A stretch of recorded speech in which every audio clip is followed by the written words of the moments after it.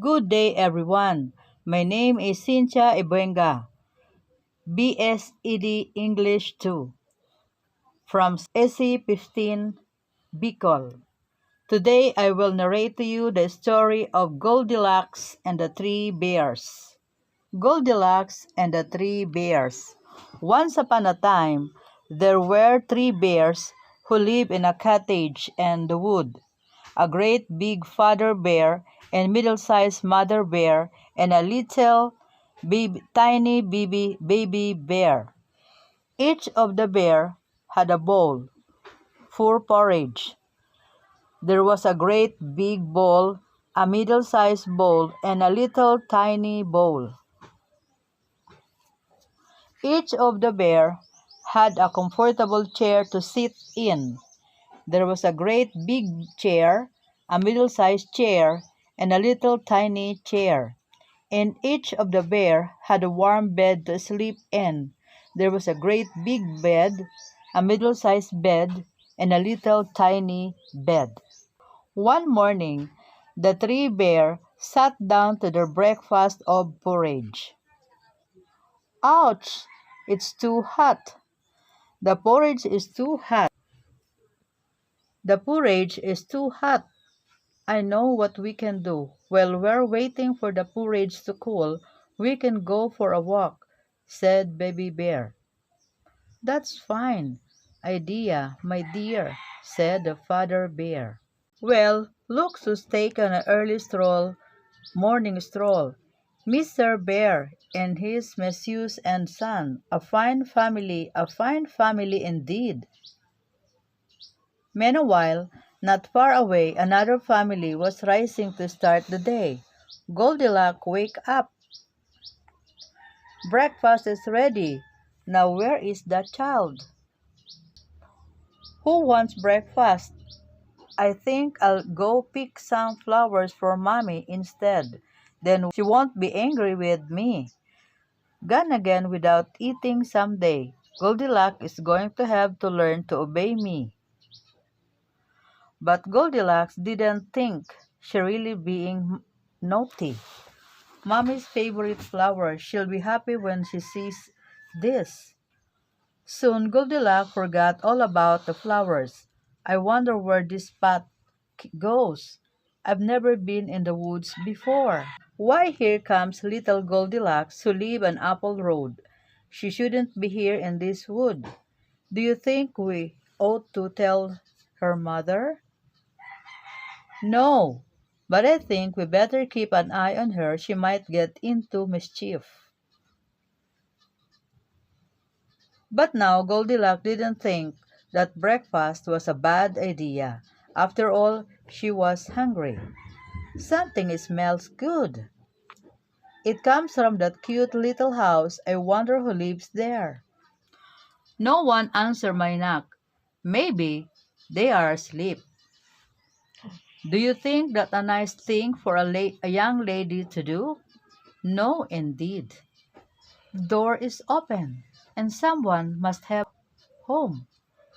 There are porridge on the table. She shouldn't be going in there.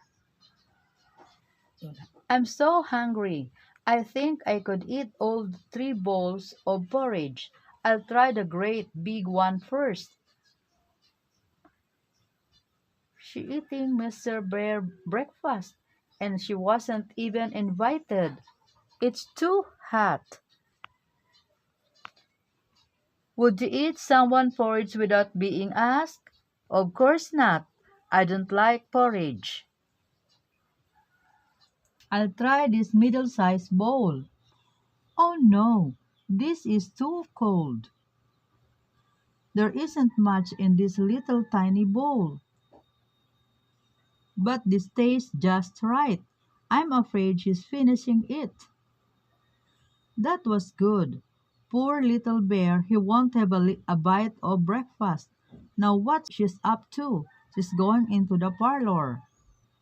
What comfortable looking chair. I think I could sit her for a while. This is great. Big one is too high. I'll try the middle-sized chair. No, it isn't comfortable either.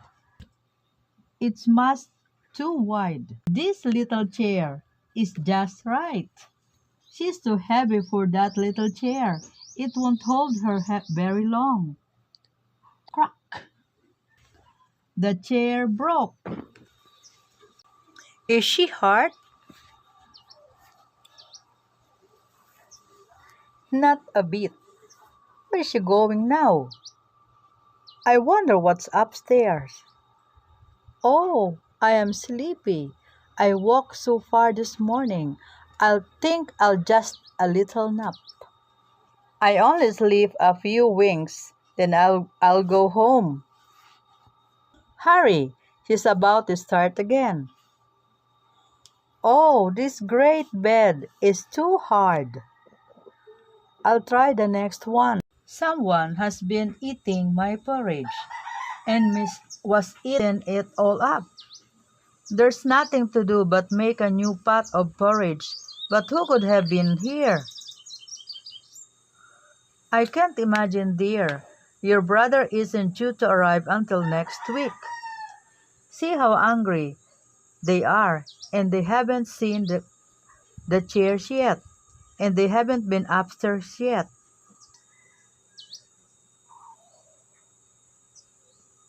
Look, Mother, whoever it has been in there too. Someone has been sitting in my chair. Someone has been sitting in my chair. And someone has been sitting in my chair and has broken it all to bits. Maybe I can put it together again. We'll buy you another one, dear. But who would do a thing like this? It must have been a stranger. No one we know would be so bad. I wonder if anything else had been touched. They're going upstairs. Let's look in the bedroom. I hope nothing is wrong in there too. I hate to think what will happen now. Aha! What's this? Someone has been sleeping in my bed. Dear me, didn't he wake her? No, she's still asleep. The great big voice of Father Bear sounded only like faraway thunder clouds to Goldilocks, and she slipped on. And look at this. Someone has been sleeping in my bed. Mother Bear's sweet voice sounded like tinkling of distant bell to sleeping Goldilocks. She didn't stir. Now they'll find here. Poor Goldilocks. Look, someone has been sleeping in my bed. And here she is. The high squeaky voice of little tiny bear wake Goldilocks at last. Who are you? Goldilocks was too frightened to answer. She leaped from the bed and streaked down the stairs. Did you see her jump? She ought to be a squirrel. No little girl was ever in a great as a hurry. Faster than you can say breakfast is ready. She was down the path and out of sight. Wow! Did you see her fly? She ought to be a sparrow. She was a pretty little girl, but so naughty. Can we have breakfast now? Well, dear, we have been to wait for a porridge to cool. Goldilocks don't stop running until she was home.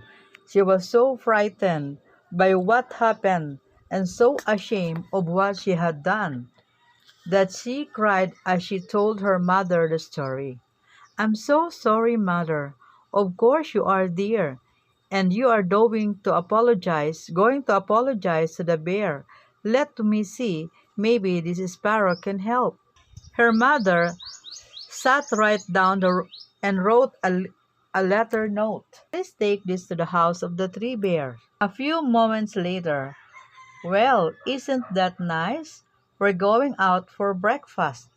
Soon after, The bear arrived at Goldilocks' house.